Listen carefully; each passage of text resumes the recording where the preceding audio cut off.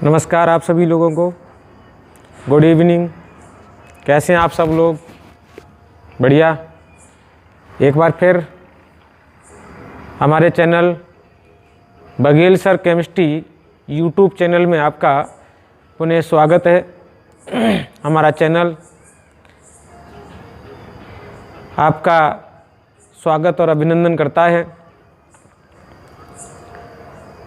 अपने चैनल में हम आज आपको कक्षा 12 की रसायन विज्ञान पाठ 9 उपसय संयोजी यौगिकों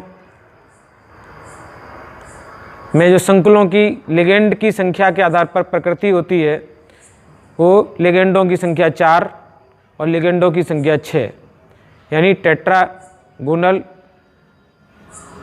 और हेक्सागोनल, जिसमें 6 लिगेंड हों और जिसमें 4 लिगेंड हों, उनकी संख्या के आधार पर जो त्रिविमीय व्यवस्था होती है उस त्रिविमीय व्यवस्था से जो नए नए रूप प्राप्त होते हैं ज्योमेट्रिकल में, ज्यामिति में, उन ज्यामितीय रूपों को हम क्या कहते हैं?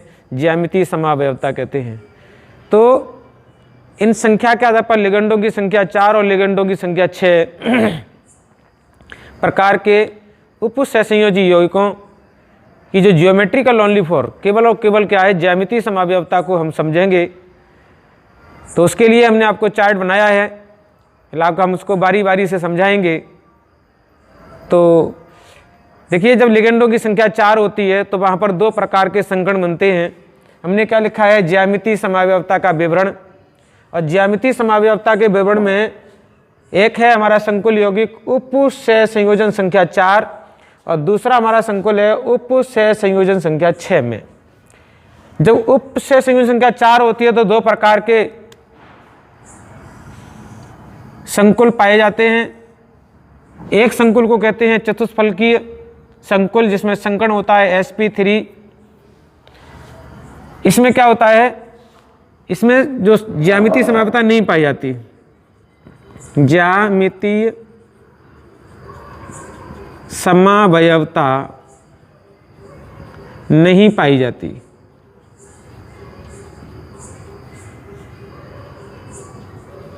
पाई जाती है, नहीं पाई जाती है, क्योंकि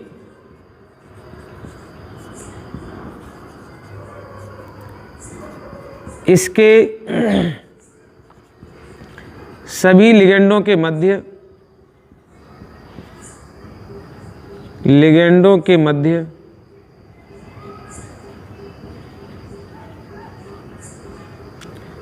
बंद कोण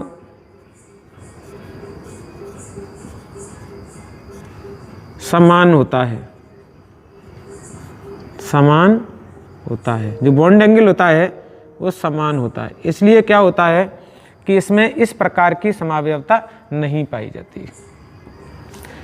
इसमें इस प्रकार की समावयवता नहीं पाई जाती। तो इसको तो हमने क्या कर दिया? निगलेक्ट कर दिया। अब दूसरा जो फिगर आता है जिसमें उपसय संयोजन संख्या 4 होती है, वहां पर दूसरा जो रूप बनता है वो बनता है वर्ग समतलीय। कौन सा रूप बनता है? वर्ग समतलीय रूप बनता है। और तो वर्ग समतलीय में क्या होता है? वर्ग समतलीय में संकरण होता है DsP2। कौन सा होता है? DsP2। तो DsP2 का मतलब है वर्ग समतलीय के आधार पर होगा। हम उसका कुछ फिगर इस तरीके से बना लेते हैं।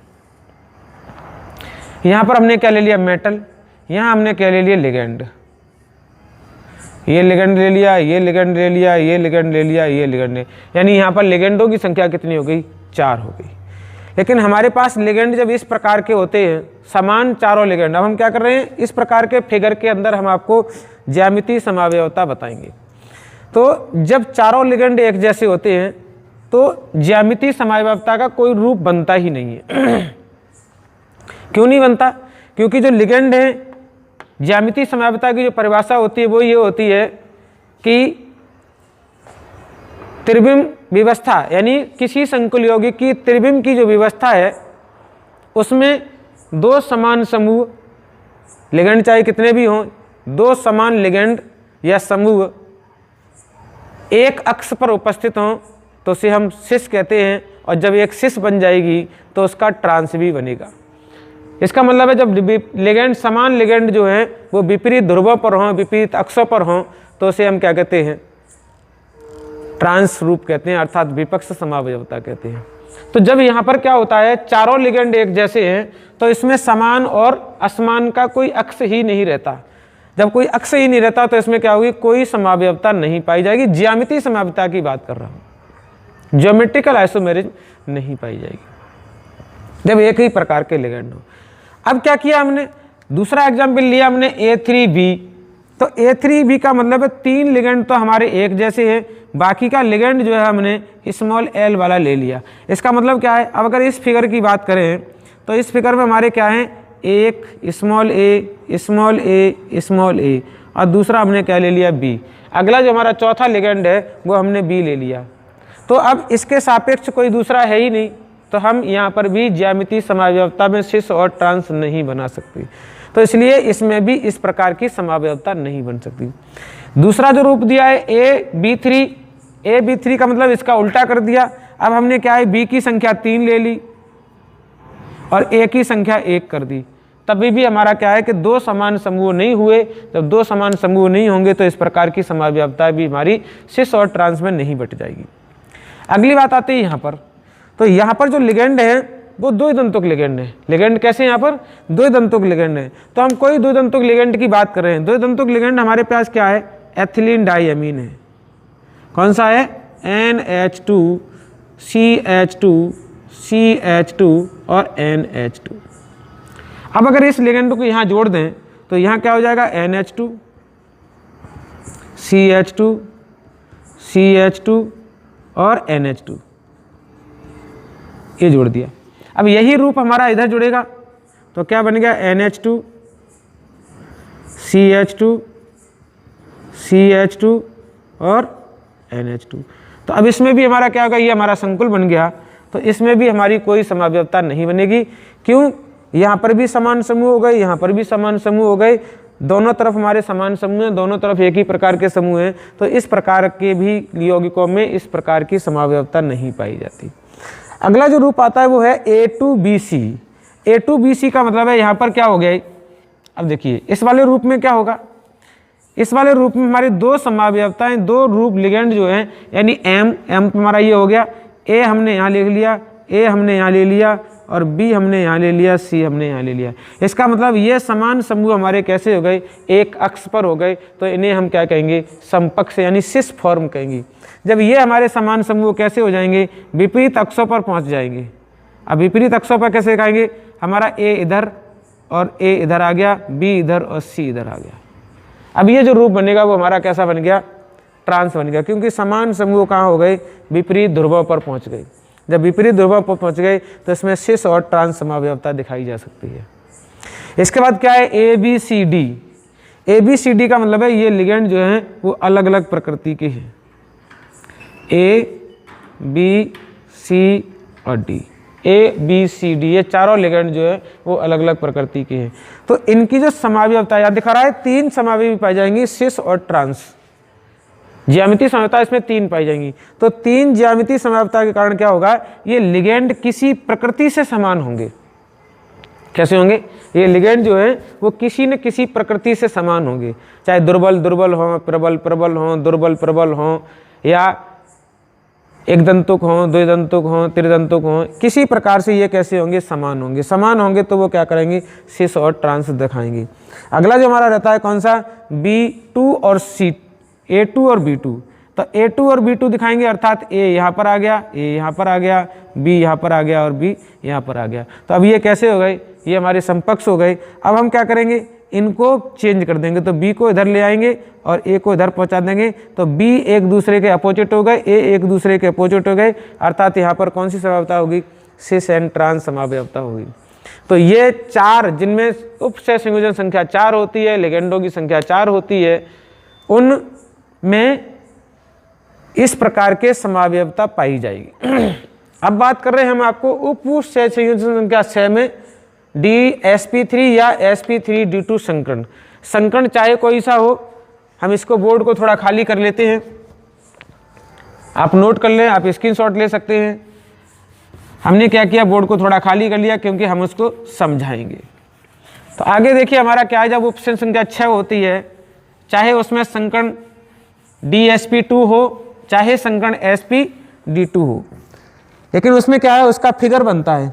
फिगर हमारा क्या बनेगा, फिगर कुछ इस प्रकार का बनेगा। ये जो संरचना बनती है वो अष्टफलकीय, कौन सी बनेगी, अष्टफलकीय संरचना बनेगी।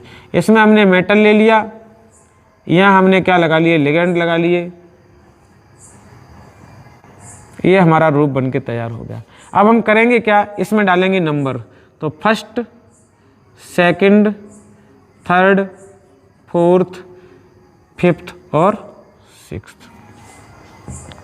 सबसे पहले हम क्या कर रहे हैं, समपक्ष के लिख रहे हैं, समपक्ष यानी शिष्य रूप की फॉर्मेशन लिख रहे हैं। तो शिष्य रूप की फॉर्मेशन क्या है, शिष्य रूप की फॉर्मेशन ये रही कि जब लिगेंड यहाँ और यहाँ जुड़ा होगा, इसका मतलब ये हमारा बोर्ड जो है, इस बोर्ड में एक कोना, दूसरा कोना, तीसरा कोना, चौथा कोना, ये चारों कोने जो हैं वो एक समान हैं।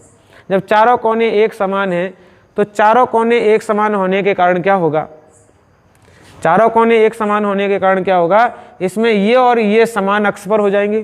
तो समान अक्ष पर कौन कौन सी संरचना बनेगी, 1 2 पहली और दूसरी, कॉमा ये और ये भी समान अक्ष पर हैं, तो दूसरी और तीसरा जो रूप है वो भी हमारा कैसा बनेगा, समपक्ष बनेगा। तीसरा और चौथा रूप भी है वो कैसा बनेगा, समपक्ष बनेगा। तो तीसरा और चौथा रूप यानी ये और ये, अगर लिगेंड हमारे समान लिगेंड यहाँ और यहाँ जुड़े हैं तब भी ये क्या बनेगा, समपक्ष बनेगा। चौथा और पहला यानी इसका मतलब है पहला और चौथा जो रूप है वो भी हमारा समपक्ष बनेगा। तो इस स्क्वायर में देखेंगे तो पहला दूसरा, अगर लिगेंड यहाँ और यहाँ जुड़े हैं तब भी समपक्ष होगा, यहाँ और यहाँ जुड़े हैं तब भी समपक्ष होगा, यहाँ और यहाँ जुड़े हैं तब भी समपक्ष होगा, और यहाँ और यहाँ जुड़े हैं तब भी समपक्ष होगा। अगला जो फॉर्मेशन है वो क्या है, वो फॉर्मेशन कुछ इस प्रकार का है कि अब ये लिगेंड इन लिगेंडों के साथ में होगा। तो हम इसके लिए क्या करते हैं, इसके लिए घटना दिखाते हैं आपको।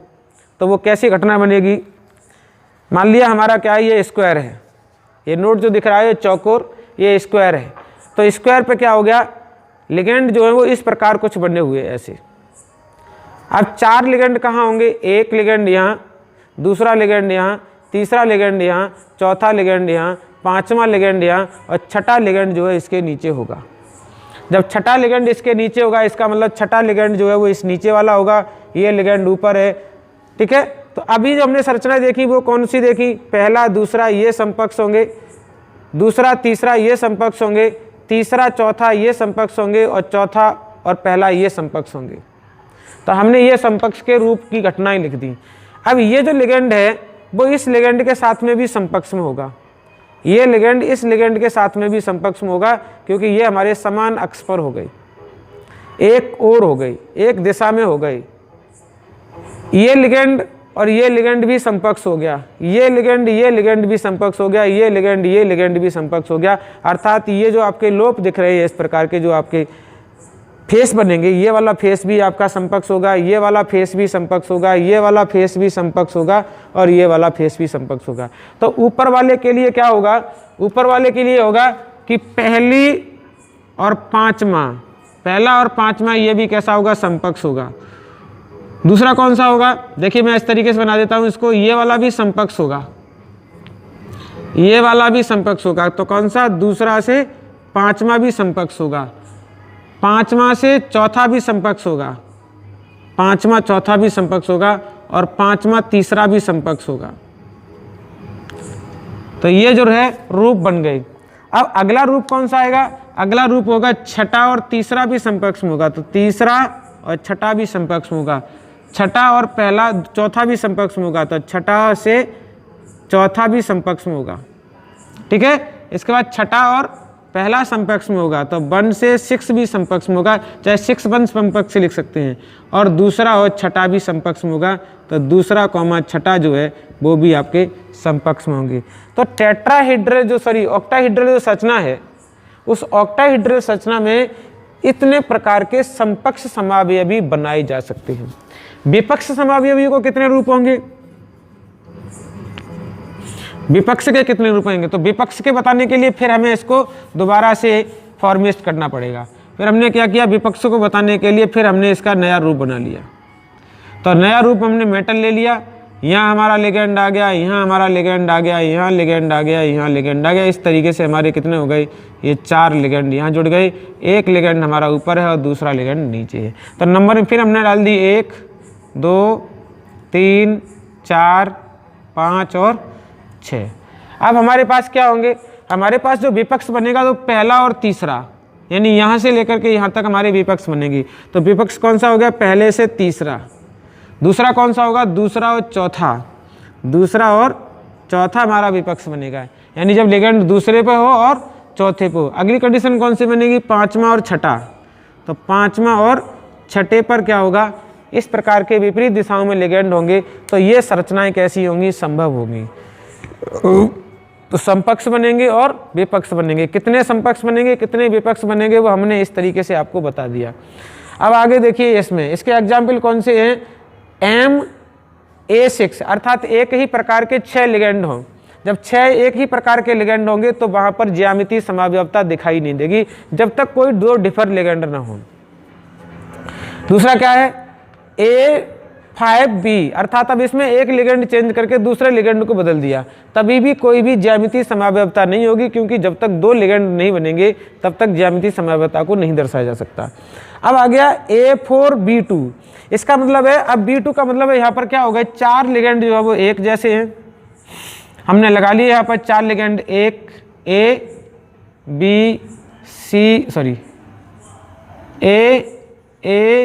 A और A, ये 4 लिगेंड कैसे हो गए, ये चारों लिगेंड जो है वो एक जैसे हैं। और दूसरा लिगेंड कौन सा है, B और B। इसका मतलब समान समूह जो है वो एक तरफ आ गए, तो हमारी कौन सी बन गई, समपक्ष बन गई। बाकी के इन लिगेंडों को, ये समपक्ष हो गया, सिस बन गई। तो अब हम क्या करेंगे, इस लिगेंड को हटा करके इस लिगेंड के स्थान पर जोड़ देंगे B और यहाँ जोड़ देंगे A। इसका मतलब है 2 समान समूह एक दूसरे के विपरीत ध्रुवों पर जुड़ गए, तो वहाँ कौन सी बनेगी, सिस और ट्रांस बनेगी। ऐसे हमने क्या किया, A4BC। तो अब हमने क्या किया, A4 है तो A4 का मतलब हमने A4 लगा लिए और हमने क्या कर दिया, B और C लगा दिया। तो BC लगाने से यहाँ पर क्या हो गया, ये दोनों एक समूह की हो गई, ये दोनों एक तरफ हो गए, तो ये कैसे बनेंगे, सिस बनेंगे। ठीक है, तो सिस समावयवी बनेंगी और अब इनको विपरीत ध्रुवों पर पहुंचा देंगे, सिस और ट्रांस भी बन जाएंगी। यहाँ क्या हो गया, द्विदंतुक लिगेंड आ गए। द्विदंतुक लिगेंड ये रहे और यहाँ पर क्या है, B2 रहा।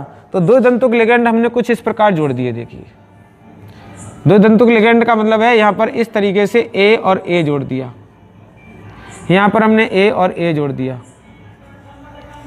इसका मतलब हमारा क्या आ गया, B यहाँ आ गया। तो जब B यहाँ आ जाएगा तो ये कैसे हो गए, समान अक्ष पर हो गए, और ये कैसे हो गए, विपरीत अक्ष पर, सॉरी ये अलग समान अक्ष पर हो गए, ये अलग समान अक्ष पर हो गए। तो 2 समावयवी समूह जो है वो एक तरफ आ गए।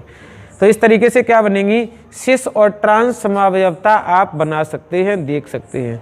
तो ये समावयवता को आप बना के देखेंगे। ये जो ज़्यादा संख्या में समावयवता दी हैं वो इस फॉर्मेट को फॉलो करती हैं। जो ज़्यादा प्रकार की समावयवता दी हैं वो इस फॉर्मेट को फॉलो करेंगी, जब लिगेंड कैसे होंगे, अलग अलग होंगे। और जो लिगेंड हैं उनकी प्रकृति भी किसी प्रकार से एक दूसरे के साथ समान होनी चाहिए, तो वहाँ पर आपकी ये ज्यामितीय समावयवता प्रदर्शित करेंगे।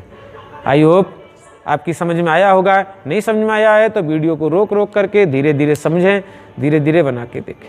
हालांकि ये 12th क्लास के बोर्ड का पैटर्न नहीं है, ये तो आपको ऐसे ही जर्नल तरीके से समझा दिया है समावयवताओं को।